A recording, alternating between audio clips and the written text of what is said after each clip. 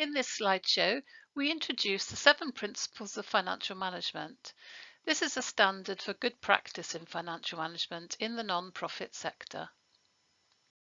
The 7 principles are high-level guiding rules, something that all organisations should strive to achieve in their financial management practices. The list of principles can be used to assess the relative strengths and weaknesses in systems, to pinpoint where action might be needed. You can use the mnemonic CAT visa to help you remember each principle. Let's look at each one in turn. The consistent use of financial policies and procedures are very important for efficient and effective operations.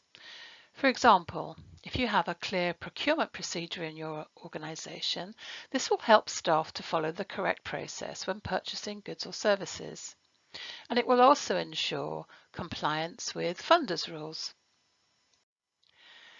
Similarly, a consistent use of accounting codes in the financial records and budgets makes it easier to produce budget monitoring reports, and this promotes transparency and accountability.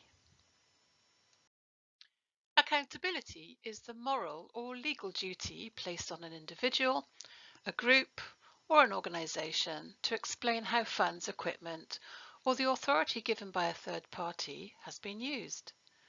All stakeholders, including beneficiary groups, have the right to know how financial and other support has been used to meet objectives. Organisations must be willingly open about their work, providing information about their activities and plans to all stakeholders. This includes preparing accurate, complete and timely financial reports. If an organisation is not transparent, it could give the impression that they have something to hide. To be financially viable, spending must be kept in balance with money coming in, both at the operational and strategic levels. Viability is therefore an indication of financial sustainability, the financial continuity and security in an organisation.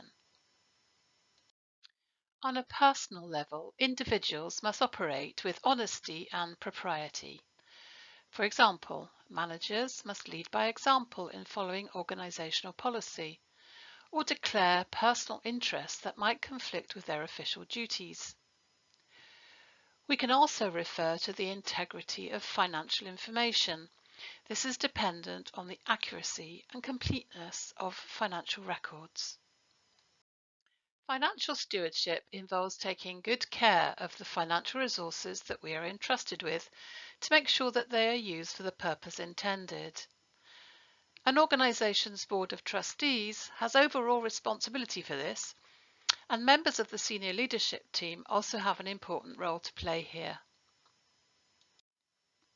In practice, managers and team members achieve good financial stewardship through strategic planning processes, assessing financial risks on a regular basis, and setting up appropriate systems and controls.